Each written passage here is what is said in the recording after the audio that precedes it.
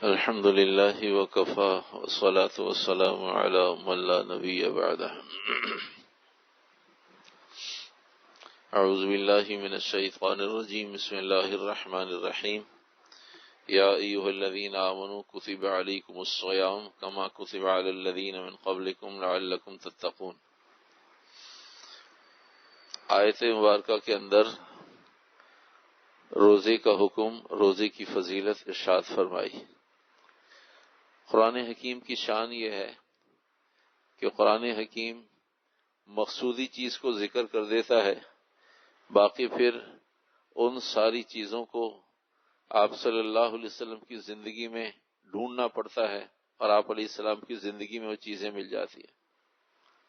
سنت میں، حیات طیبہ میں قرآن حکیم کے مضامین کو ڈھونڈنے سے زیادہ واضح چیزیں سمجھ میں آ جاتی ہیں۔ تو حکم خداوندی روزے سے متعلق ہے کہ ہم نے روزہ فرض کیا۔ روزہ کیا چیز ہے؟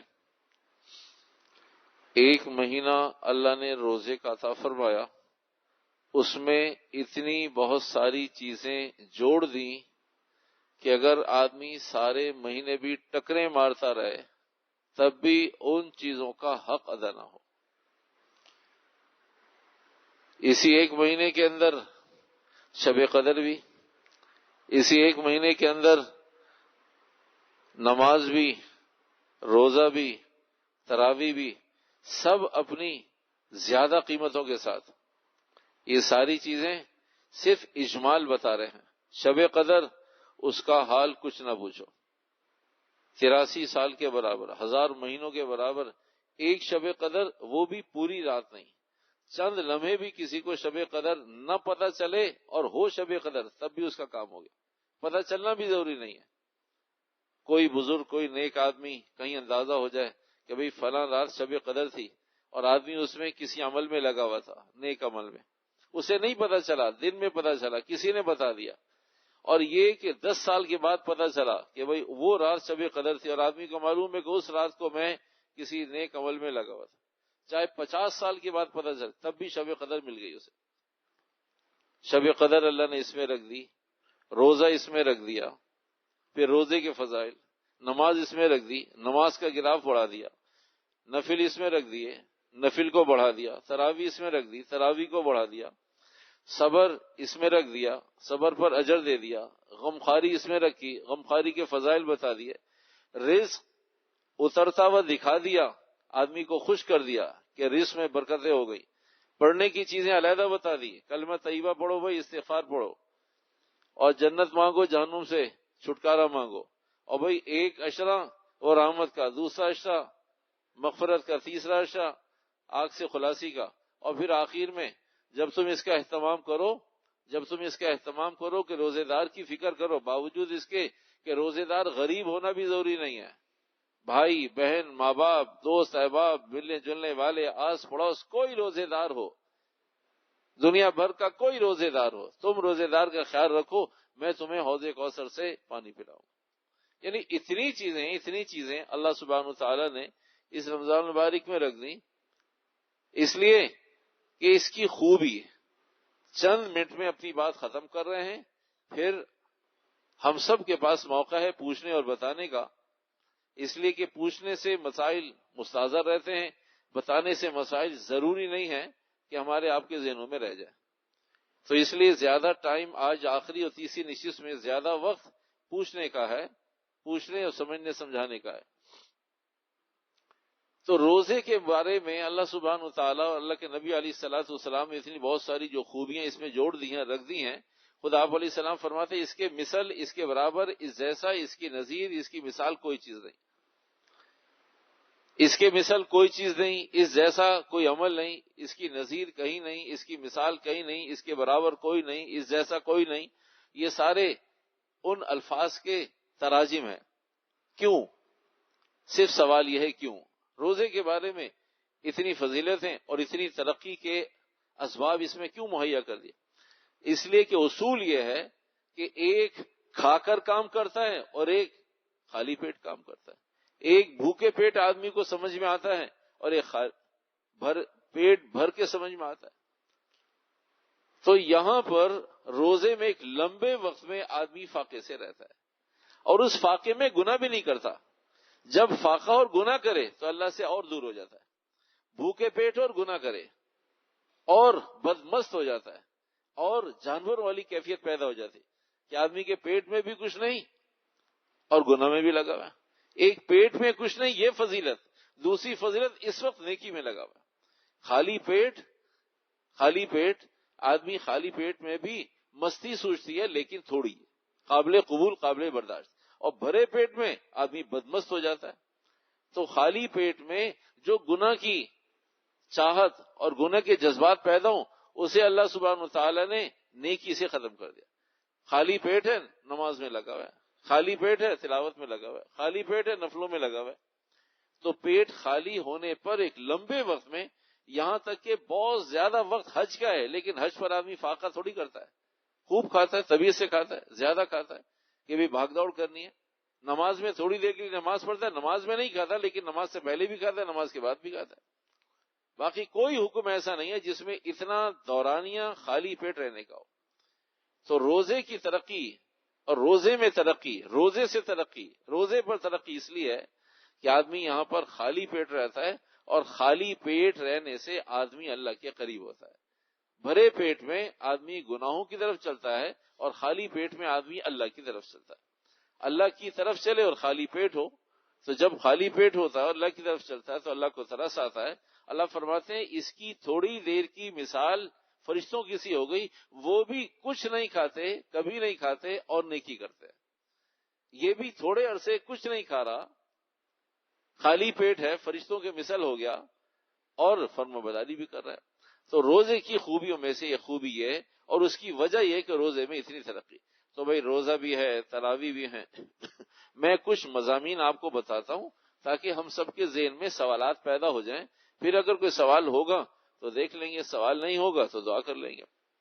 روزہ ہے، اس روزے میں کب رکھنا ہے، کب افطار کرنا ہے، افطار میں جلدی کرنی ہے یا روزہ رکھنے میں جلدی کرنی ہے، اس کے ساتھ کچھ اور بھی کرنا ہے یا آدمی عشاء کی نماز کے بعد ہی افطار سحری کر لے اور سحری کر کے سو جائے. سحری میں تاخیر افضل ہے یا روزہ کھولنے میں تاخیر افضل ہے، سحری میں جلدی افضل ہے یا افطار کرنے میں جلدی ہے. نیت کس وقت کریں، کب تک آدمی سحری اور افطاری کے لیے کھاتا رہے، مغرب میں کب تک کھاتا رہے کہ مغرب کی نماز خطرے پڑ جائے، اور سحری میں کب تک کھاتا رہے کہ فجر کی نماز اور خود روزہ متاثر ہو جائے، خطرے میں پڑ جائے. تراویح ہے، تراویح کی نیت ہے، کب پڑھنی ہے، کیسے پڑھنی ہے، کس وقت پڑھنی ہے، کس نیت کے ساتھ پڑھنی ہے، کس کے پیچھے پڑھنی ہے، کس کو پڑھانی ہے، کتنے مجمع کے ساتھ پڑھنی ہے، قرآن پاک کیسے پڑھنا ہے. تراویح سے مستقل بہت سارے مسائل ہیں. تو بھئی تراویح کے بھی مسائل اپنی جگہ، روزے کے مسائل اپنی جگہ. یہ وہ سارے مسائل ہیں اگر آدمی سیکھتا ہے، جانتا ہے تو اللہ اپنے فضل سے اسے علوم اوپر سے آئے ہیں، علم والے کو آدمی اوپر پہنچا دیتا ہے، علم والا بھی اوپر پہنچ جاتا ہے. اللہ نے ایک جاننے والا اور نہ جاننے والا. وما يستوي الاعمى والبصير ولا الظلمات ولا النور ولا الظل ولا الحرور وما يستوي الاحياء ولا الاموات. تو جاننے والے کو، جو آدمی جس عمل کو جان کر رہا ہے، اور ایک آدمی نہیں جانتا اور کام کرتا ہے، نہ جاننے والے کو قرآن حدیث نے جاہل کا، جاننے والے کو اس مسئلے کا عالم کا. ایک آدمی کو نماز کا مسئلہ معلوم ہے، نماز کا عالم ہے وہ. ایک آدمی صرف نماز کو جانتا ہے، باقی مسائل نہیں جانتا تو نماز کا عالم ہے. ایک آدمی صرف روزے کو سیکھ لیا اس نے اور روزے کو جانتا ہے تو روزے کا عالم ہو گیا. ایک آدمی ہے نماز بھی نہیں پڑھتا سال بھر لیکن حج کو خوب جانتا ہے، اس لیے کہ 50 سال سے وہاں رہتا ہے، حج کو خوب جانتا ہے، حج کا عالم ہوگا. ایک آدمی اکاؤنٹس ڈپارٹمنٹ کا آدمی ہے، اسے پتہ چل گیا کہ بھئی مجھے زکوٰۃ کے مسائل لوگوں کو بتانے پڑتے ہیں، میں سیکھتا کیوں نہیں ہوں، تو وہ زکوٰۃ کے مسائل میں بہت ماہر ہو گیا. یہاں تک کہ بہت سارے جاننے والے مفتیان بھی اس پروفیشنل آدمی سے، سی اے سے، ایم فل کیے ہوئے آدمی سے معلومات لیتے ہیں کہ بھئی اسے کیسے کمپنسیٹ کرنا ہے، کیسے اسے سیٹ کرنا ہے، کہاں اسے، اس کا حکم کیا ہے. تو اہل علم اور مفتیان بھی اس سے رجوع کرتے ہیں. وہ عالم ہے زکوٰۃ کے مسائل کا، چاہے وہ نماز پڑھتا ہو یا نہ پڑھتا ہو. تو جو جس مسئلے کو جانتا ہے اس مسئلے کا عالم ہو گیا. تو اللہ کے نبی علیہ السلام بھی اور خود اللہ سبحانہ وتعالی فرماتے ہیں کہ جو آدمی جس مسئلے کو جانتا ہے اس کا عالم ہے اور جسے نہیں جانتا اس کا جاہل ہے. تو بھئی ہر مسئلے کو دین کے وہ تمام بنیادی مسائل جو فرائض ہیں، جو چیز فرض ہے، اصول بتا کر بات ختم کرتا ہوں. پھر آپ کو اجازت ہے جو چیز آپ کے ذہن میں استفسار ہو تو انشاءاللہ دیکھیں گے اسے. شریعت مطہرہ نے فرائض بھی بتائے ہیں، واجبات بھی بتائے ہیں، سنن بھی بتائے ہیں، نوافل بھی بتائے ہیں. جو چیز جس کو فرض کیا ہے اس کا علم بھی فرض ہے، جس چیز کو واجب کیا ہے اس کو جاننا واجب ہے، جس چیز کو سنت کیا ہے اس کا علم بھی سنت ہے، جس چیز کو نفل رکھا ہے اس کا علم بھی نفل ہے، جسے مستحب رکھا ہے اس کا علم بھی مستحب ہے، جسے حرام رکھا ہے اسے جاننا بھی حرام ہے. اس لیے کہ جانے کا تو حرام میں مبتلا ہو جائے گا. اس لیے کہ ہر حرام کو جان کر آدمی نہیں چھوڑتا کہ جی پہلے میں پی لوں پھر بتاؤں گا، پہلے میں کر لوں پھر دیکھوں گا، پہلے میں اس عمل کو اختیار کر لوں. حرام میں پتہ کیسے چلے گا حرام ہے؟ تو جو چیز حرام ہے اس کے علم کو، اس کے جاننے کو، اس کو سمجھنے کو، اس کی طرف لپکنے کو، اسے استعمال کرنے کو بھی اللہ نے حرام قرار دے دیا. تو بھائی یہ وہ مسائل روزے سے متعلق، تراویح سے متعلق، روزہ کھولنے بند کرنے سے متعلق، نیت سے متعلق چند چیزیں اس لیے میں نے آپ کی گوش گزار کر دی تاکہ ہمیں اور آپ کو سوال کرنے میں آسانی ہو. اب اگر آپ حضرات کے پاس کوئی مضمون، کوئی بات، کوئی سوال، کوئی استفسار ہے تو ارشاد فرمائیے، پھر دعا کرتے ہیں. جی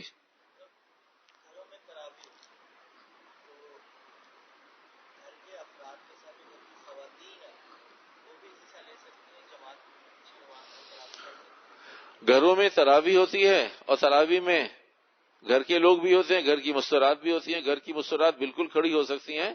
مردوں کی صف کے بعد چادر باندھ لیں اگر کوئی نامحرم مرد عورت ہے تو، اور اگر بیٹے، بھائی، خاوند، مانا، دادا، ساس، سسر یہ لوگ ہیں تو پھر عورتیں پچھلی صف میں کھڑی ہو جائیں. اس لیے کہ عورت کی آواز کبھی پردہ ہے، عورت کی آواز کبھی پردہ ہے. اس لیے اگر سارے محرم ہیں تو پھر مرد پیچھے ہو جائیں، اس کے بعد بچے ہو جائیں، پھر عورتوں کی صف ہو جائے. اس میں پردہ لگانے کی ضرورت نہیں ہے. اگر کوئی نامحرم مرد یا عورت بھی ہے تو ایسی صورت میں درمیان میں پردہ لگا لیں، عورتیں خاموش رہیں اور مرد دعا پڑھیں، زور سے پڑھتے ہیں، دعا پڑھیں، کوئی بھی ذکر اذکار کرتے ہیں، بات چیت کرتے ہیں، انہیں اس کی اجازت و اختیار ہے. عورتیں ہوں تو وہ خاموشی سے دعا پڑھیں، دھیمے انداز میں کہ خود ہی سنیں، مردوں تک آواز دیں تو اس کی گنجائش اور اجازت ہے. جی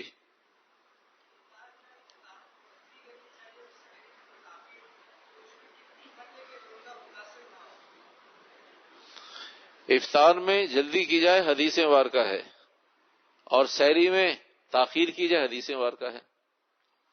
پہلے الفاظ کیونکہ یہ تراجم ہے، احادیث میں جو لوگ عربی جانتے ہیں انہیں کبھی کنفیوژن نہیں ہوتی کہ بھئی یہ جو جلدی اور تاخیر کا ہے، کیونکہ ہم عربی نہیں جانتے اور ہمیں ٹرانسلیشن ہو کر کوئی چیز ملتی ہے تو اس لیے ہم الجھ جاتے ہیں. پہلے اردو زبان کی اسلوب سمجھ لیجئے. بھائی آپ تسلی سے سوئیں، خوب سوئیں، اس کا مقصد نہیں ہے فجر میں سوتے رہیں، فجر میں اٹھ جائے. کہا خوب کھائیں، کہا اتنا کھائیں کہ آپ کو قے آ جائے. تو جب کھائیں، خوب کھائیں کا مقصد طبیعت سے کھائیں لیکن اپنی جان کا خیال رکھیں. کہا خوب سوئیں، آپ بس لمبی تان کے سو جائیں. اب اس کا مقصد 5 نمازیں آپ بستر پہ ہی پڑھ لیں. تو جب سونے کا حکم ہے تو اس کے ساتھ یہ جڑا ہوا ہے کہ جب نماز کا وقت ہو تو نماز اٹھ جائے. کہا جی خوب کھائیں، خوب کھائیں کا مقصد اپنی صحت کا خیال رکھیں. کہا جی گاڑی خوب تیز چلائیں، خوب تیز چلائیں کا مقصد اوور اسپیڈ ہو جائے. خوب چلائیں کہ مقصد دائرے کے اندر اندر رہتے ہوئے. اب آ جائیے مضمون کی طرف. کہا بھائی تاخیر کریں اتنی کہ روزہ متاثر نہ ہو جائے، یعنی وقت داخل ہونے سے چند منٹ پہلے چھوڑ دیں. مثال کے طور پہ 5:14 15 16 منٹ، اور رمضان کے دنوں میں 26 منٹ تک جائے گا تو 26 منٹ کا مقصد گھڑی میں دیکھ کر 23-24 منٹ پہ چھوڑ دیں.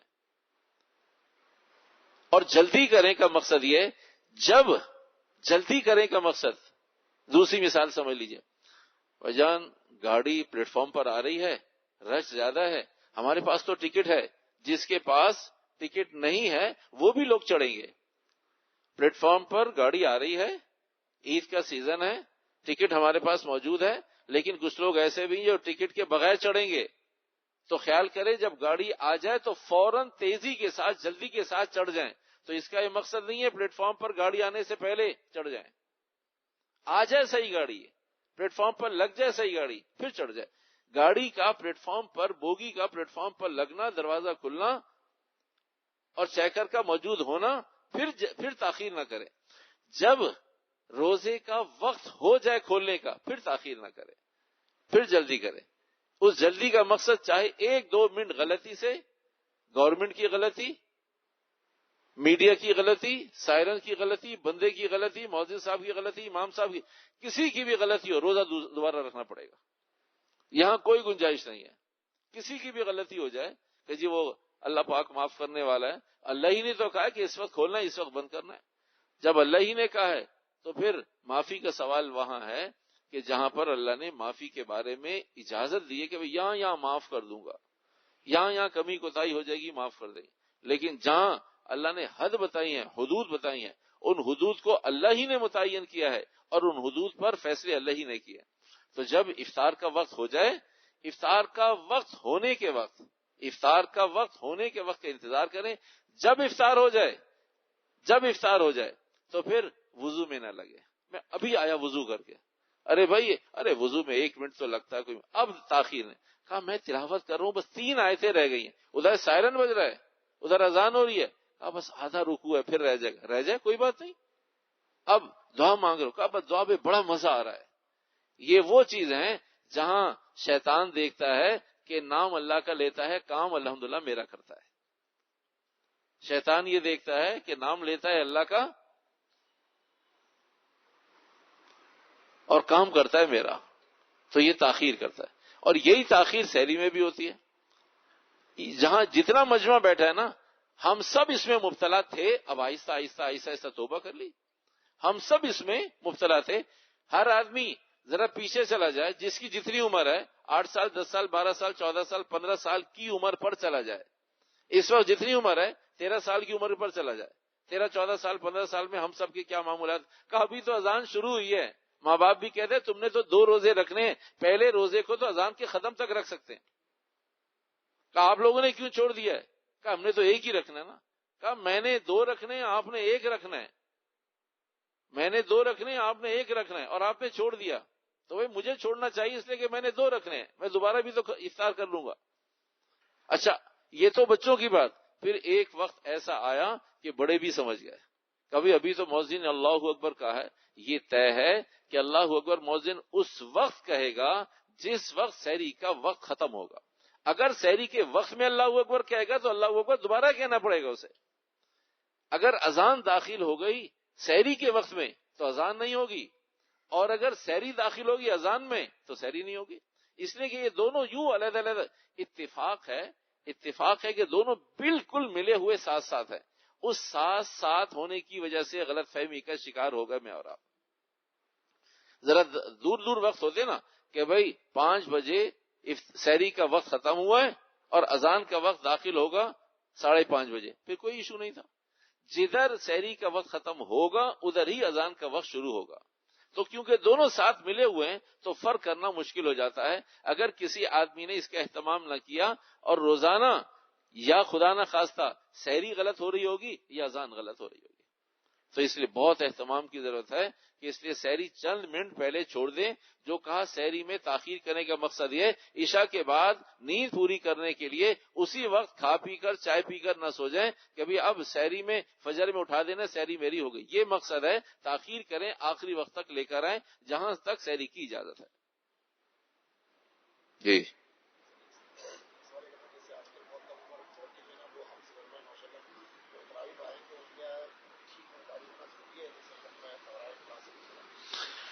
چھوٹے بچے حفاظ جن کی داڑیاں نہ ہوں وہ تراویح پڑھا سکتے ہیں یا نہیں؟ پہلی بات یہ کہ داڑھی ہو یا نہ ہو، داڑھی آئی نہ ہو اور یا ان کی عمر نہ ہوئی ہو. اگر کسی بچے کی عمر 15 ساڑھے 15 سال ہو گئی ہے، داڑھی ہو یا نہ ہو کا مقصد نہ آئی ہو. ایسا نہیں کہ داڑھی ہو اور وہ کاٹتا ہو تو ایسی صورت میں اس کے پیچھے تراویح نہیں ہوگی. تو وہ بچہ جس کی عمر 15 سال ہو، داڑھی کاٹتا بھی نہ ہو اور داڑھی آئی بھی نہ ہو، تو ایسے بچے کے پیچھے وہ بچہ نہیں ہے. اللہ رسول علیہ الصلوۃ والسلام کے ہاں وہ سیاڑا، سنجیدہ، سمجھدار اور بالغ ہو گیا ہے، عاقل بالغ ہے. اس بچے کے پیچھے تراویح کی نماز ہو سکتی ہے. جس بچے نے داڑھی کاٹ دی اور وہ کاٹنے کا عادی بن گیا اور ہر سال وہ اہتمام کرتا ہے کہ بھائی میں اب توبہ کرتا ہوں، اب داڑھی نہیں کاٹوں گا، دوسرا موقع دیجئے اور تیسرے موقع پر اس کے پیچھے تراویح مت پڑی. ایک موقع دیں. ایسا ہوتا ہے کہ ایک بچہ حافظ قرآن تراویح سے پہلے توبہ کرتا بھی اب نہیں کاٹوں گا اور واقعی نہیں کاٹتا, اور کچھ زیادہ سمجھدار ہوتے اب نہیں کاٹوں گا, چاند رات کو پھر کاٹ لیتا ہے, پھر اگلے سال کہتے ہیں جی میں نے پھر توبہ کر لیا ہے. تو ایک توبہ دوبارہ 2 دفعہ موقع دے دیا جائے, لیکن اگر اس کی عادت شریفہ بن گئی تو پھر اس کا اعتبار اور اس کا تیقن ختم ہو جائے گا. تیسرے سال اس کے پیچھے جو تراویح پڑے گا وہ گناہگار ہوگا.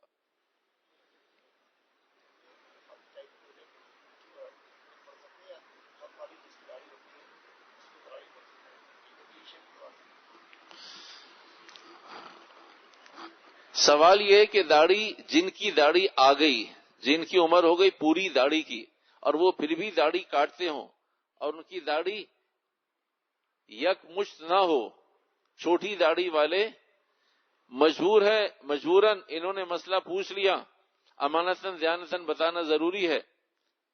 جن لوگوں کی داڑیاں مستقل چھوٹی رہتی ہیں ان کے پیچھے تراویح نہیں پڑھنی چاہیے. چھوٹی داڑھی رکھنے والے اور نہ رکھنے والے, آپ کو فارمولہ بتا رہا ہوں, اللہ کرے ہماری آپ کی سمجھ میں آ جائے. شریعت جو کہہ رہی ہے وہ بتا رہا ہوں, عین ممکن ہے کہ ہماری سمجھ میں نہ آئے.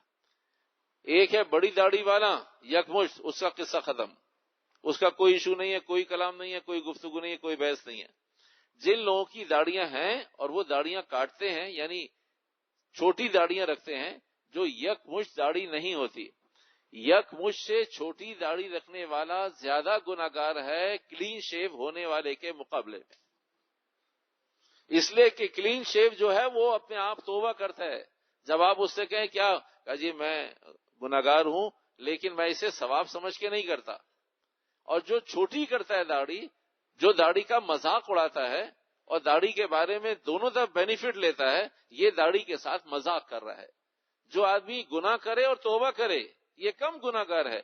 جو گناہ کرے اور اسے حق سمجھے, اسے صحیح سمجھے اور اسے بینیفٹ لے اور مذاق اڑائے, تو شریعت مطہرہ کا مذاق اڑانا یہ زیادہ خطرناک ہے بنسبت گناہ کر کے توبہ کرنے.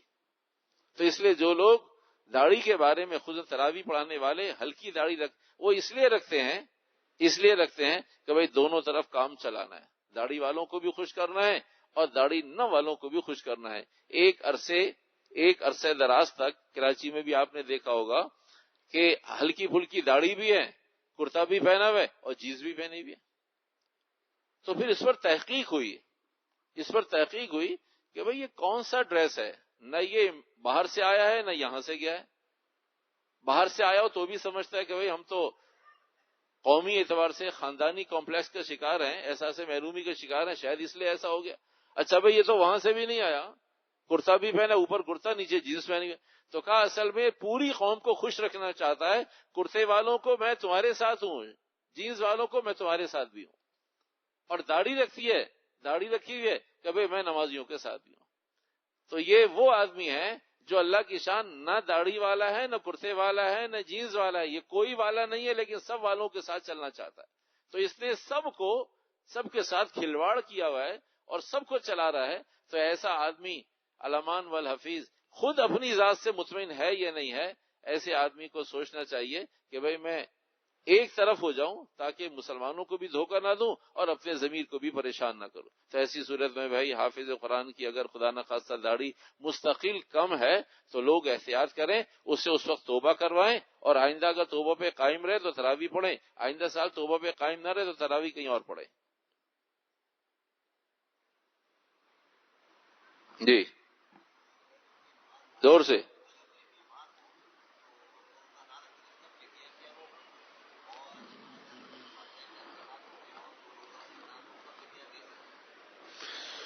بیمار آدمی کا فدیہ نہیں ہے, فدیہ اس آدمی کا جو آدمی روزہ نہ رکھ سکے اور نہ رکھ سکتا ہو. آج نہیں رکھ سکتا لیکن اگلے رمضان تک ٹھیک ہو جائے گا, رمضان کے بعد ٹھیک ہو جائے گا.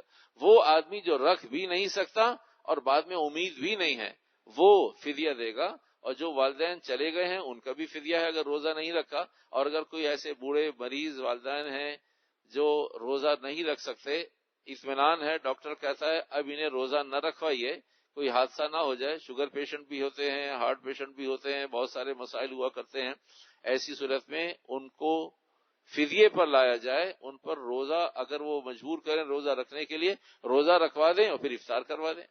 اس لیے کہ بوڑھے جلدی سے مانتے نہیں، کہا میں نے روزہ رکھنا ہے، خاموشی سے روزہ رکھیں گے، پھر اللہ نہ کرے تکلیف میں آ جاتے ہیں، پھر پریشانی ہوتے، تو پھر بھی تو توڑنا ہے، پھر بھی تو افطار کرنا ہے. اگر کوئی گھر کے بڑے بوڑھے پریشان کریں یا پریشان ہو کہ نہیں ہر حال میں روزہ رکھنا ہے، جبکہ میڈیکل اور ڈاکٹر کی ریسرچ یہ ہے اور ڈاکٹر کہتا ہے روزہ نہ رکھوائیں، تو پھر ان کو روزہ رکھوا دیں، آرگومنٹ نہ کریں، پریشان نہ کریں، اس لیے کہ وہ جس ٹینشن میں مبتلا ہو جاتے ہیں، پریشان ہوتے ہیں، پریشان کر روزہ رکھوا دیں، جب کمزوری محسوس کریں کا افطار کر لیں، آپ کو افطار کرنے کی اجازت ہے.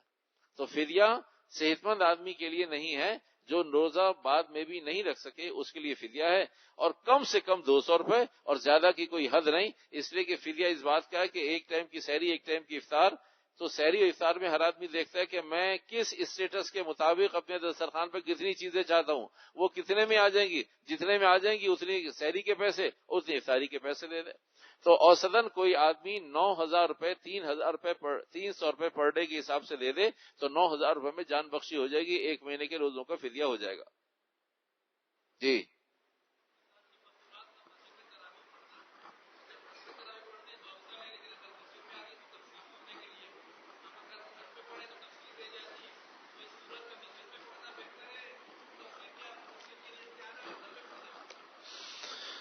مسئلہ تفسیر کا، مسئلہ مسجد کا، مسئلہ گھر کا نہیں ہے، مسئلہ فتنے سے محفوظ رہنے کا ہے، مسئلہ پردے کا ہے، مسئلہ حجاب کا ہے. شریعت مطہرہ نے عورتوں کو مسجد میں آنے کی اجازت دی، لیکن پابندی کی 3 چیزوں کی. ایک تو آواز نہ نکالیں تاکہ مردوں کے کان تک آواز نہ جائے، زیور پہن کر نہ آئیں کہ چھنکار سے کوئی مسلمان گناہگار نہ ہو. تیسری بات خوشبو لگا کر نہ آئیں کہ لوگوں کو پتہ چلے کہ خوشبو پردے کے پیچھے سے آ رہی ہے اور اس پردے کے پیچھے عورتیں مستورات نماز پڑھ رہی ہیں. ان شرائط کا خیال رکھیں تو پھر تفسیر ہو یا نہ ہو مسجد میں آ سکتی ہیں. اگر ان چیزوں کا خیال نہ ہو تو پھر تفسیر ہو یا نہ ہو پھر گھر میں تراویح پڑھیں. بھی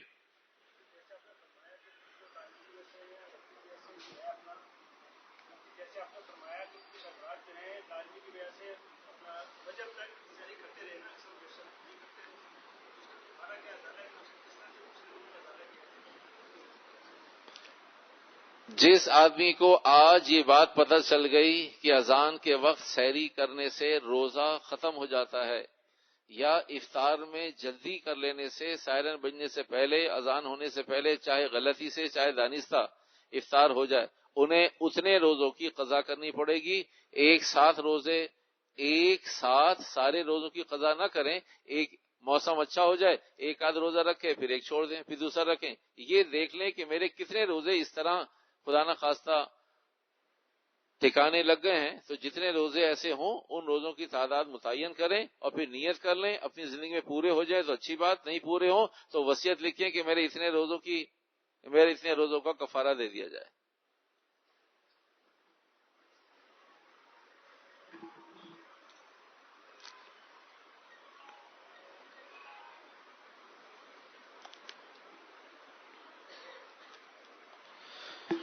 سحری کی دعا کب پڑھی جائے؟ سحری کی دعا پہلے پڑھ لیں، بعد میں پڑھ لیں، نماز کے بعد پڑھ لیں، نماز سے پہلے پڑھ لیں. یہ صرف شکرانہ ہے کہ اللہ میں ارادہ کرتا ہوں روزے کا، اے اللہ میں ارادہ کرتا ہوں روزے کا، میرے روزے کو قبول فرما. تو آپ جب اٹھیں تہجد پڑھ لیں، اسی وقت آپ کے دماغ میں آ گئی اس وقت پڑھ لیں، کھانے کے وقت، سحری کے درمیان میں، سحری کے آخر میں. یہ دعائیں صرف اس لیے ہیں کہ آدمی کا دھیان عمل کی طرف رہے. ساری چیزوں کی دعائیں، سواری کی دعا اس لیے ہے کہ آدمی جب گاڑی میں اسٹیئرنگ پہ بیٹھتا ہے تو اس کے پیر زمین پہ نہیں لگتے، اور حقیقت یہ پیر زمین پہ گاڑی میں لگتے ہیں. تو پیر زمین پہ نہیں لگتے تو وہ دائیں بائیں والوں کو ایسے دیکھتا ہے کہ شاید گاڑی میں خدا بیٹھا ہے، ساری مخلوق باہر بیٹھی ہے. تو دعائیں اس لیے ہیں کہ آئے اللہ تیرا احسان ہے، تو نے گاڑی عطا فرمائی ہے، میری بھی حفاظت فرما، گاڑی کی بھی حفاظت فرما. تو ہر چیز کی دعا عمل کو مستحضر رکھنے کے لیے ہے. اس لیے دعاؤں کے بارے میں اس کو عام رکھا جائے کہ کوئی خاص اسپیسیفک کہ بھئی اس وقت دعا پڑھ لی. اس لیے آپ نے دیکھا ہوگا، سنا حدیث مبارکہ میں آتا ہے کھانا کھانے کی دعا بسم اللہ اولہ و آخرہ. اگر بھول جائے آدمی تو درمیان میں پڑھ لے، بسم اللہ درمیان بھول جائے تو اول و آخر پڑھ لے، اور دونوں بھول جائے تو کم از کم آخر میں پڑھ لے. اس لیے کہ حدیث مبارکہ میں آتا ہے انما الاعمال بالخواتیم. اگر شروع سے کوئی کام آدمی بھول جائے اور خاتمہ اور انجام اور اینڈ اچھا ہو جائے تب بھی اللہ پاک پہلے کی قلبی کوتاہیوں کو معاف کر دیتا ہے. تو اس لیے چاہے سحری کے افطاری کی دعائیں، افطار کی بھی دعائیں پہلے پڑھ لیں، دعا سے پہلے پڑھ لیں، دعا کرنے سے پہلے، یعنی آدمی دعا کے لیے بیٹھے اس وقت پڑھ لیں، افطار آ جائے اس وقت پڑھ لیں، افطار شروع کرے اس وقت پڑھ لیں، درمیان میں یاد ہے اس وقت پڑھ لیں. یہ دعائیں صرف اس لیے کہ میں اور آپ دھیان رکھیں کہ ہم کسی عمل میں لگے ہوئے ہیں. اور وہی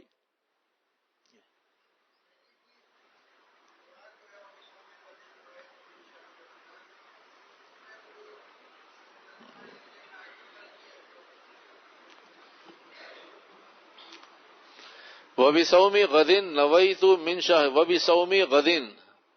غد اگلے دن کو بھی کہتے ہیں، غد صبح کو بھی کہتے ہیں، غد وقت بدلنے کو بھی کہتے ہیں، ٹائم بدلنے کو بھی کہتے ہیں. یہ صرف لفظی ہیر پھیر ہے، یہ صرف لفظی ہیر پھیر ہے، اس کے علاوہ اور کوئی پریشانی کی بات نہیں ہے. جب کہتے ہیں میں اگلے دن، اگلے دن کا مقصد جب آدمی روزہ رکھ رہا ہوتا ہے اس وقت روشنی ہوتی ہے، اس وقت اس لیے کہتے ہیں اگلا دن کہ یہ ابھی ہے اندھیرا اور میں روزہ شروع کروں گا اس وقت کہ جب اندھیرا ہے اور میرا سارا روزہ روشنی میں گزرے گا. تو وہ الفاظ کے ہیر پھیر ہیں، دن نہیں بدلتا. جیسے انگریزی دن اور اسلامی دن اس کے بدلنے کے اوقات مختلف ہیں. انگریزی دن رات کو 12 بجے بدل جاتا ہے، اسلامی دن مغرب کے وقت بدل جاتا ہے. تو ایسی صورت میں یہ الفاظ کے ہیر پھیر ہیں، تاہم دعا کرنے میں کوئی حرج نہیں ہے. اندھیرے اور روشنی کا اعتبار کرتے ہوئے کہتے ہیں کہ میں کل کے دن کی روزے کی، حالانکہ وہ آج ہی کا دن ہوتا ہے، تو آج ہی کا دن وقت کے اعتبار سے اندھیرے اور روشنی کا اعتبار کرتے ہوئے. جی زور سے.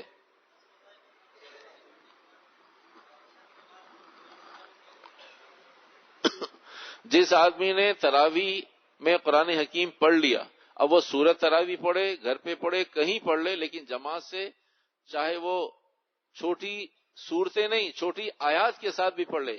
تراویح آخر تک مستقل سنت ہے اور قرآن حکیم کا ایک مرتبہ پورا ہو جانا مستقل سنت ہے. دونوں سنتوں کا خیال رکھ کے کوئی حرج کی بات نہیں ہے. 3 روزہ سے کم تراویح نہ پڑھے، 3 روزہ سے کم، وہ پھر قرآن حکیم کی حق تلفی ہے. اس میں الفاظ بھی کٹ جاتے ہیں، معنی بھی خراب ہو جاتے ہیں، اہتمام بھی نہیں ہوتا اور اس میں ایک بوجھ ہوتا ہے. تو کم سے کم 3 دن، اس سے زیادہ جلدی ختم نہ کرے. یہ لے لیجئے، پرچی لے لیجئے. تو 3 دن سے زیادہ یا 3 دن میں جب بھی چاہیں تو قرآن حکیم پورا کر سکتے ہیں، لیکن پڑھنے والے پھر بھی اس کا اہتمام کریں.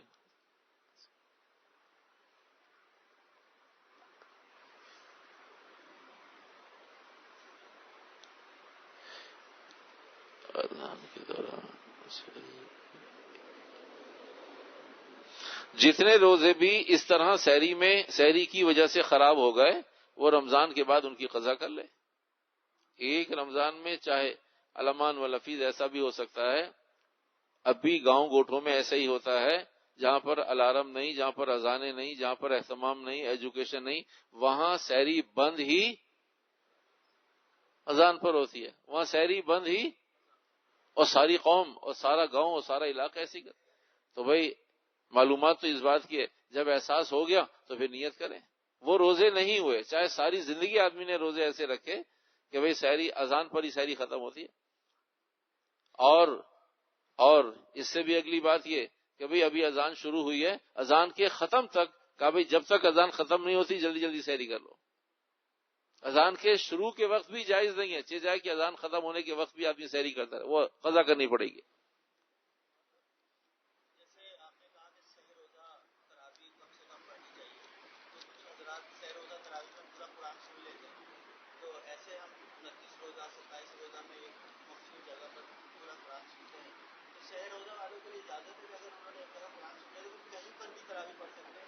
جہاں مرضی تراویح پڑھ لیں، ایک مرتبہ قرآن پاک سن کر پوری کراچی میں جہاں جی چاہے وہاں تراویح پڑھ لیں. تراویح جماعت سے پڑھیں، چھوٹی پڑھیں، بڑی پڑھیں، گھر میں پڑھیں، جہاں جی چاہے قرآن پاک ایک دفعہ پورا ہو جائے اور پھر آخر تک تراویح پڑھتے رہیے.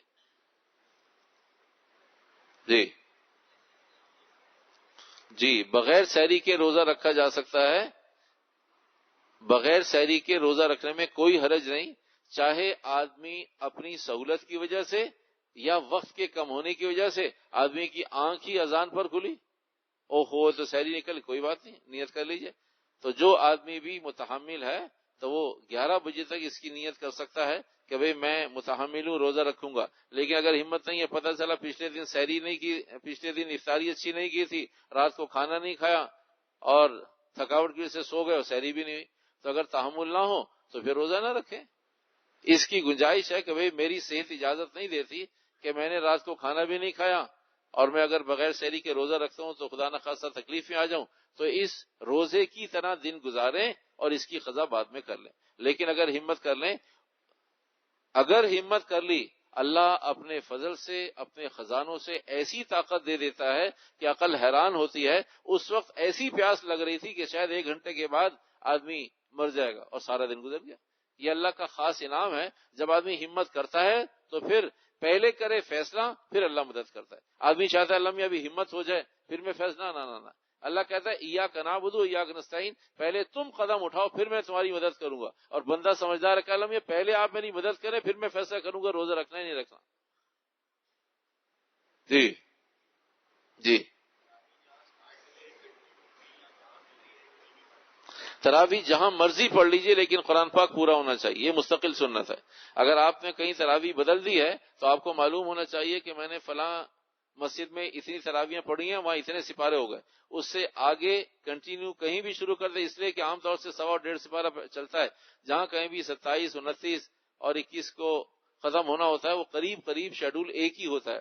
تو آپ پوچھ لیں پڑھانے والوں سے کہ بھئی میں نے اب کل کو فلاں جگہ تراویح پڑھنی ہے، آپ نے کتنے سپارے پڑھیں؟ اگر پھر بھی کہیں درمیان میں ایک سپارہ، ایک تراویح کا یا 2 سپارے رہ گئے تو آخری دنوں میں اعتکاف میں جو حفاظ بیٹھتے ہیں ان سے کہیں کہ میں آپ کے پیچھے تراویح کی نیت پڑھوں گا، نیت کروں گا، آپ بھی تراویح میں 2 رکعت میں مجھے 1 سپارہ سنا دیں تاکہ میرا قرآن پاک پورا ہو جائے.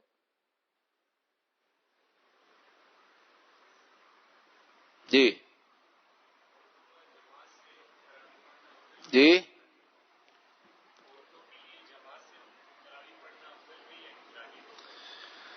عورتوں کا تراویح جماعت سے پڑھیں اور مسجد میں پڑھیں، شرائط کے ساتھ پڑھیں تو کوئی حرج نہیں ہے. کہیں بہت ساری جگہوں پر مساجد میں دیکھیں، دونوں چیزوں کو سمجھ لیں. شہر کراچی کی بات کر رہے ہیں، بہت ساری مساجد میں تراویح عورتوں کی ایسی ہیں کہ مردوں کو نہیں معلوم کہ عورتیں تراویحیں کہاں پڑھتی ہیں. کوئی فتنہ نہیں، کوئی فساد نہیں، آنے جانے کے راستے علیحدہ ہیں، کوئی مردوں کو نہیں پتہ چلتا، عورتوں سے کہیں اختلاط نہیں ہوتا، ایسی پڑھے. لیکن جہاں کہیں بھی اختلاط ہو، مسائل ہوں، ایسا بھی ہے. اور آپ کو شہر کراچی کا ایک اور حال بتا دوں کہ عورتیں اعتکاف میں بھی بیٹھتی ہیں. آپ تو تراویح کی بات کر رہے ہیں، عورتیں اعتکاف میں بھی بیٹھتی ہیں. اگر کہیں آزادی ہے تو اس حد تک آزادی ہے، اور کہیں پابندی ہے تو اس حد تک پابندی ہے کہ بھئی اس گیٹ سے کوئی مرد داخل نہیں ہوگا، اس لیے کہ یہ عشاء کی نماز میں عورتوں کے لیے خاص ہے، کوئی حرج کی بات نہیں ہے. اب رہا مسئلہ یہ کہ اگر جہاں عورتوں بچیوں کے لیے قرآن حکیم محفوظ رکھنا مشکل ہو رہا ہو، وہاں جماعت سے پڑھ لیں. گھر میں باہر سے اعلان نہ کریں، بتائیں نہیں، 1 آدھ 2 3 4 مستورات اکٹھی ہوں، گھر کی مستورات ہوں، کوئی سننے والی سنانے والی موجود ہو، اور امام اور مقتدی علیحدہ علیحدہ نہیں کھڑے ہوں گے، ایک ہی صف میں محمود اور ریاض کھڑے ہو جائیں گے، امام بھی وہی ہوگا، یعنی عورت امام بھی اور بچی سننے والی بھی ایک ہی صف میں ہو، چند لوگ ہوں، کسی کو بلائیں گے نہیں، آواز باہر نہ جائے، کسی کو پتہ نہ چلے. ایسی صورت میں گھر میں عورتوں کا تراویح پڑھنے میں کوئی حرج نہیں ہے. جی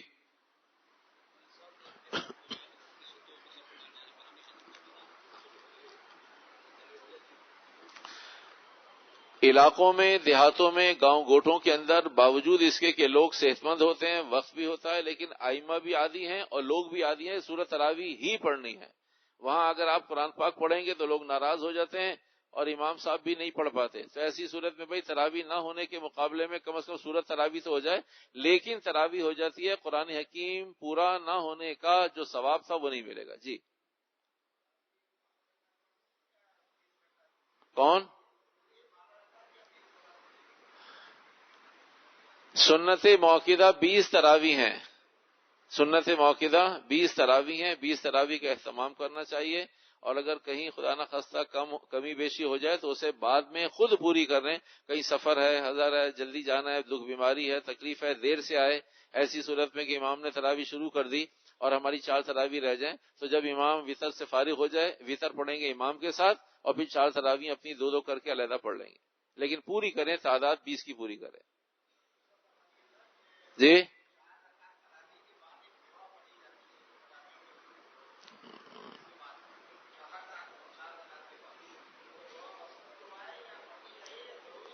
ہاں، سبحان ذی الملک والملکوت، کیا ہے آگے؟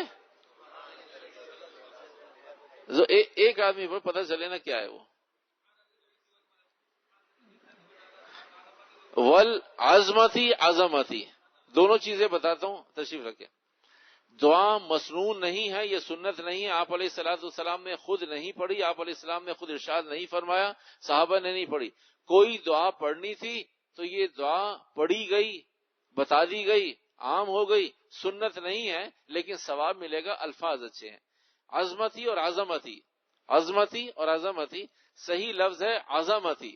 عظمتی کے معنی ہے عظمت اور عظمتی کے معنی ہڈی، لیکن عظمتی کے معنی ہڈی جب ہیں جب عین اور زا ہوگا، لیکن یہاں زواد ہے، لیکن تلفظ پروننسیشن کیونکہ وہ ہڈی والے لفظ کا ہوتا ہے، عین زا، را کے ساتھ جو زا ہوتا ہے، عین اور زا اور میم، عظم، اس کے معنی ارادے کے بھی ہوتے ہیں اور عظم کے معنی ہڈی کے بھی ہوتے ہیں. لیکن جب عین اور زواد ہوتا ہے تو اس کے معنی ہڈی کے نہیں ہوتے، لیکن تلفظ پروننسیشن ہڈی والا ہی ہوتا ہے.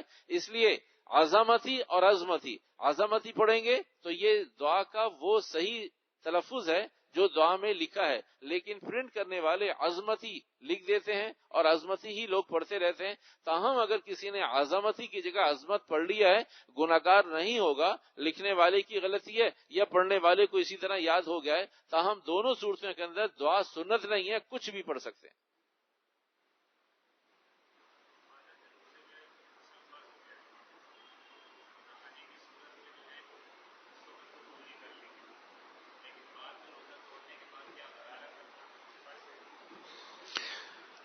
دو باتیں، پہلی بات یہ کہ سحری بھی کر رہی ہیں اور غسل بھی واجب ہے، تو ایسی صورت میں سحری کر لیجئے. نماز کے لیے پاک ہونا ضروری ہے، روزہ رکھنے کے لیے، شروع کرنے کے لیے پاک ہونا ضروری نہیں ہے. ناپاکی کی حالت میں نماز نہیں پڑھ سکتے، قرآن نہیں پڑھ سکتے، حرم میں داخل نہیں ہو سکتے، مسجد میں داخل نہیں ہو سکتے، لیکن روزے میں داخل ہو سکتے ہیں، روزہ پڑھ سکتے ہیں. پہلی بات تو یہ کہ ناپاکی کی حالت میں روزہ رکھ سکتے ہیں. وقت تنگ ہو تو پہلے سحری کر لیں اور سحری کے فوراً بعد غسل کر لیں. اب رہا مسئلہ یہ کہ غرارہ، یہ بات ذہن میں رہنی چاہیے ہم سب کے کہ غسل واجب میں غرارہ ضروری، روزہ ہو یا روزہ نہ ہو ضروری نہیں ہے. کلی کرنا ضروری ہے، غرارہ کرنا سہولت اور اطمینان ہے کہ اب تو اطمینان ہو گیا. اگر غرارہ ضروری ہو اور روزے میں آدمی نے غسل واجب ہو گیا تو پھر تو غرارہ نہیں کیا اس لیے کہ روزہ ٹوٹ جائے گا، روزے میں پاک نہیں ہوا، پھر تو نماز بھی نہیں پڑھ سکے گا. تو شریعت مطہرہ نے کوئی ایسا حکم نہیں دیا جو عقل کے خلاف ہو یا شریعت کے خلاف ہو. تو غرارہ کرنا غسل کے لیے ضروری نہیں ہے، یہ تسلی اور اطمینان ہے. لوگوں نے اسے ضروری سمجھ لیا ہے، چاہے روزے کی حالت ہو یا غیر روزے کی حالت میں. اگر کسی نے فرض غسل میں صرف کلی کی، ناک میں پانی ڈالا اور پورے جسم کو پاک کر لیا تو وہ پاک ہو گیا. غرارہ نہیں کیا تب بھی پاک ہو گیا، غرارہ کیا تکمیل پوری بات ہو گئی. ہاں جی، آخری 2 لوگ ہیں، ٹھیک ہے بھائی، ذرا سا سمیٹتے ہیں. آخری 2 لوگ ہیں سوال کے لیے جی، ورنہ خوف اور خیال یہ ہے کہ آج ہی سحری ہو جائے گی. جی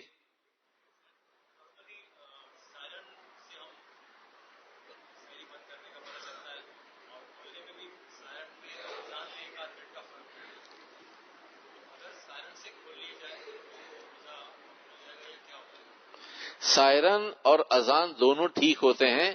اذان والے علماء ہوتے ہیں، سائرن والے مفتی نہیں ہوتے. تو سائرن والے ٹھیک اس وقت جب وقت داخل ہوتا ہے فوراً سائرن بجا دیتے ہیں. اذان والے ایک آدھ منٹ کا توقف اور وقفہ کرتے ہیں.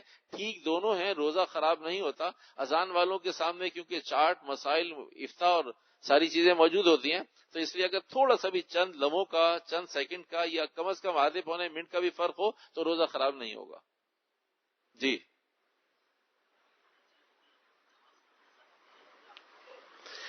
پورے رمضان المبارک میں اللہ نے ایک ہمیں اضافی چیز عطا فرمائی ہے کہ وطر جماعت سے پڑھے جاتے ہیں. جب رمضان چلا جائے گا تو وطر جماعت سے پڑھنا بھی چاہیں گے تو نہیں پڑھ سکیں گے.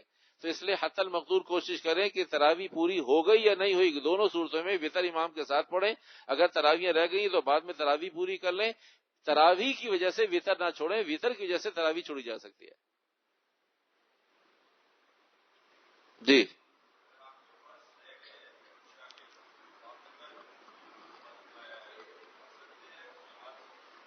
جی اگر آپ کے فرض رہ گئے ہیں, تراویح اور وطر یہ تابع ہیں, پیچھے ہیں فرضوں کے.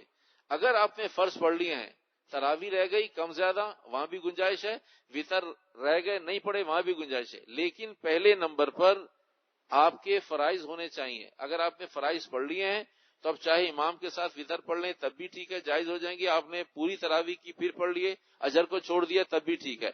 لیکن اگر آپ نے فرائض نہیں پڑھے تو آپ تراویح نہیں پڑھ سکیں گے, تراویح نہیں پڑھ سکیں گے تو وطر جائز نہیں ہوں گے.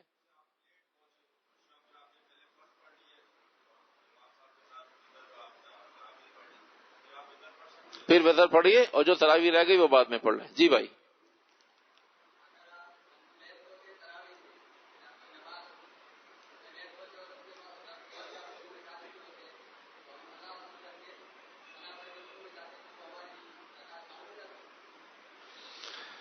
پہلی بات یہ سمجھ لیجئے کہ ثنا پڑھیں یا نہ پڑھیں, امام کو جوائن کرنا چاہتے ہیں, امام رکوع میں ہے, اس وقت امام رکوع میں ہے اور آپ کو امام کو پکڑنا ہے, امام کو جوائن کرنا ہے. آپ نے نیت باندھی اللہ اکبر, توقف کے طور پر 1 2 3 4 سیکنڈ اگر آپ یہاں نہیں ٹھہرے, چاہے ہاتھ باندھے ہوں یا ہاتھ نہ باندھے ہوں, اگر آپ اللہ اکبر کہہ کے نہیں ٹھہرے ڈائریکٹ رکوع میں چلے گئے تو وہ رکعت بھی نہیں ہوگی, پوری نماز بھی نہیں ہوگی. اس لیے کہ قیام فرض ہے, تکبیر تحریمہ کے بعد قیام فرض ہے. امام نے آپ کو ریلیکس دیا کہ بھائی قیام کر کے میرے پاس آنا, اور آپ نے اللہ اکبر, آپ رکوع میں چلے گئے سیدھے. تکبیر تحریمہ کے بعد آپ نے توقف نہیں کہ چاہے ہاتھ باندھیں یا نہ باندھیں. اگر آپ چند لمحے ٹھہرے اور پھر رکوع میں آپ نے امام کو پکڑ لیا, آپ کی رکعت ہو گئی. اگر آپ نے اللہ اکبر رکوع میں سیدھے چلے گئے تو نماز نہیں ہوئی, وہ رکعت, جب رکعت نہیں ہوئی تو نماز نہیں ہوئی. جی جی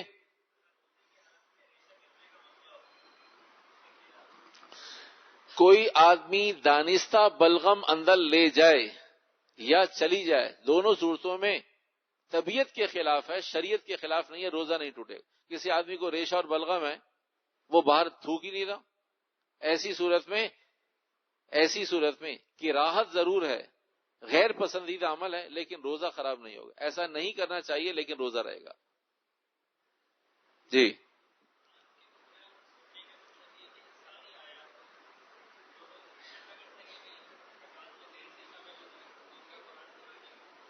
ایک ہے سنت, ایک ہے سہولت. ایک ہے سنت یہ ہے کہ امام صاحب نے کہا تراویح پڑھانے والے اللہ اکبر الحمدللہ رب العالمین. سنت یہ کہ منوعان پورا قرآن, پوری سورہ فاتحہ آدمی سن رہا ہو.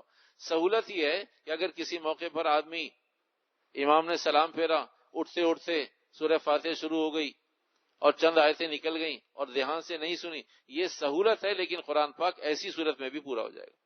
لیکن اس صورت میں بے ادبی اور پورا نہیں ہوگا جب آدمی باہر ٹیک لگا کر بیٹھا ہوا ہو اور موبائل میں لگا ہوا ہو. اسے معلوم ہے کہ 3 منٹ کے بعد امام صاحب نے, اسے معلوم ہے کہ بھئی تراویح میں 3 منٹ کے بعد رکوع ہوگا, تو وہ 2.5 منٹ, اتنا سمجھدار آدمی ہے کہ 2.5 منٹ موبائل کو دیتا ہے اور آخری چند آیات میں امام کو جوائن کر لیتا ہے.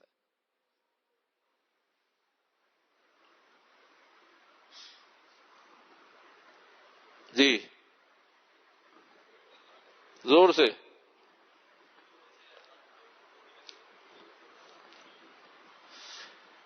خون نکالنے سے, خون دینے سے, خون چڑھانے سے روزہ نہیں ٹوٹتا.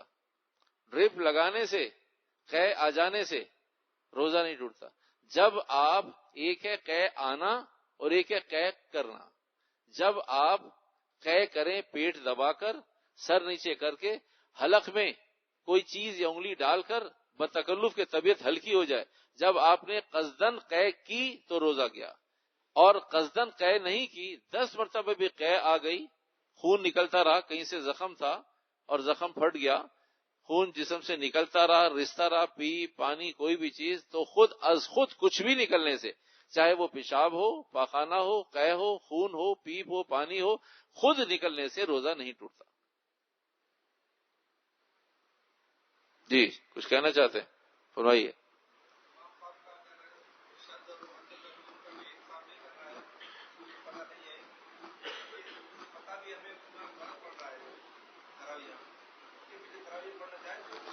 اگر آپ کو یہ اطمینان ہو جائے کہ امام صاحب قرآن حکیم صحیح نہیں پڑھ رہے, تو پہلے کوشش کریں انتظامیہ کو بتائیں کہ بھئی یہ سب گناہ گار ہو رہے ہیں. انتظامیہ بھی نہ مانے تو پھر امام صاحب کو براہ راست بتائیں کہ بھئی آپ یہ عمل ٹھیک نہیں کر رہے, اور اگر دونوں ہی پاکستانی ہوں تو پھر مسجد چھوڑ دیں, مسجد چھوڑ دیں. جی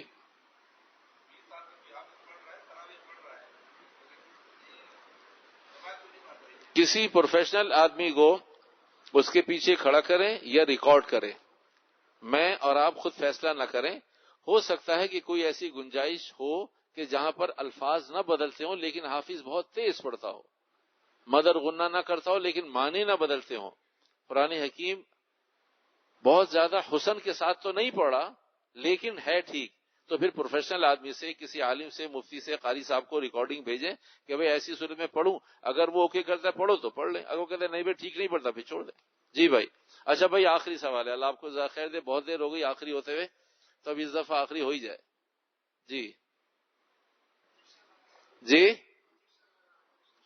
جی انجیکشن لگانا چاہے پین کلر ہو یا اس کے علاوہ کوئی بھی انجیکشن ہو, انجیکشن لگانے سے روزہ نہیں ٹوٹتا, انجیکشن لگانے سے روزہ نہیں ٹوٹتا. ہاں جی کتنی مقدار میں, کتنی مقدار میں؟ جی کپڑے میں خون لگاؤ تو نماز ہو جائے گی. پہلی بات یہ, ہتھیلی کا اندر کا حصہ اس کی مقدار ہے, اب تو وہ سکوں والا زمانہ ختم ہو گیا, کچھ عرصہ پہلے تک وہ 5 روپے کا سکہ نکلا تھا جس پہ قائد اعظم علامہ اقبال کی تصویر بنی ہوئی تھی, وہ ہے ہتھیلی کا ایکچوئل سائز. اگر ڈاٹس کو جگہ جگہ قطرہ خون کا, پیپ کا, پانی کا لگا ہوا ہو, ان سب قطروں کو جمع کریں اور اس ہتھیلی کے اندر کے, ہتھیلی یہ ہے, یہ ہتھیلی ہے, ہتھیلی کے اندر کا گہرائی کا حصہ جو 98 سے یا 5 روپے یا 1 روپے کے سکے سے زیادہ بڑا نہیں ہوتا, تو اگر سارے ڈاٹس کو, نقطوں کو اکٹھا کیا جائے اور اتنا بن جائے تو نماز نہیں ہوگی. اور اگر وہ پھیلے ہوئے ڈاٹ تھوڑے ہوں, 3 4 5 6 8 10 ہوں, جگہ جگہ ہوں, اور اس ہتھیلی کے اندر کے گولائی اور گہرائی سے کم ہو, تو نماز کراہت کے ساتھ مکروہ ہوگی, ہو جائے گی, واجب الاعادہ نہیں ہوگی, دوبارہ لوٹانے کی ضرورت نہیں ہے, لیکن بہرحال ثواب کم ہو جائے گا.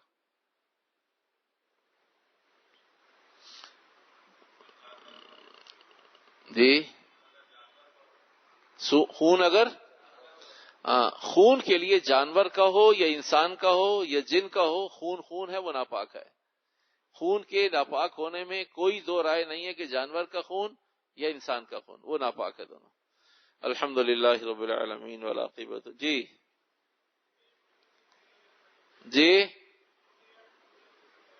بیٹ لگ گئی ہو, جی بیٹ کسی بھی پرندے کی لگ گئی ہو, اگر مقدار تھوڑی ہو تو نماز ہو جائے گی, مقدار زیادہ ہو تو پھر نماز نہیں ہوگی. اگر پورے جسم پر, کپڑے پر, کبھی ایسا ہوتا ہے کہ کوئی ایک قطرہ ڈاٹ, کوئی ایک نقطہ ایسا ہوتا ہے, باقی آدمی آگے پیچھے ہو جاتا ہے, اور کبھی ایسا ہوتا ہے کہ اوپر سے نیچے تک سارے قمیض اور ساری پیٹھ پر آ جاتا ہے, تو ایسی صورت میں نماز کے ادا کر لیں.